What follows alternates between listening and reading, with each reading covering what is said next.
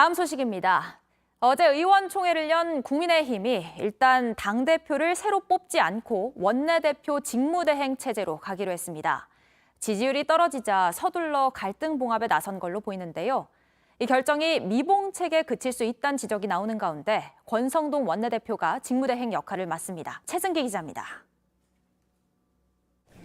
국민의힘 권성동 원내대표가 이준석 대표의 징계 기간 동안 당대표 직무대행을 맡기로 했습니다. 국민의힘은 의원총회를 진행하고 이 같은 내용이 담긴 결의문을 채택했습니다. 일부 여론조사에서 오차 범위 내긴 하지만 더불어민주당보다 낮은 지지율이 나오는 등 후폭풍이 커지자 이 대표가 강하게 반발할 수 있는 새 대표 선출 방안은 피한 것으로 보입니다.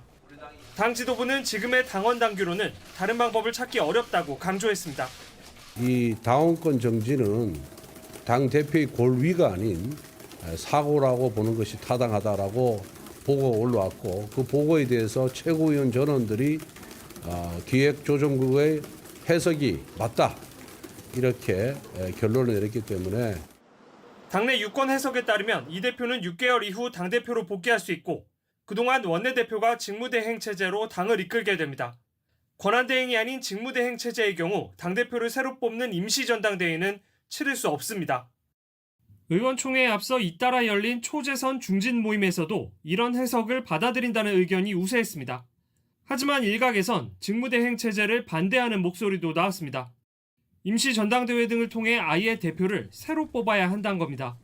국민에 대한 도리가 아니지요. 세술은 세부대에 담는 전당대회를 하자.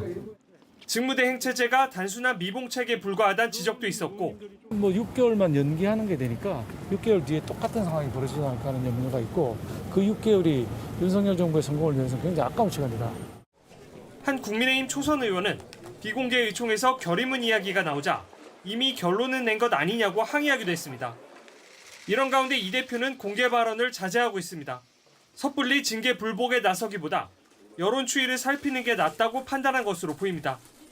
이 대표는 당분간 언론 노출을 피하고 지방 순회 일정에 나설 것으로 전해졌습니다. JTBC 최승기입니다.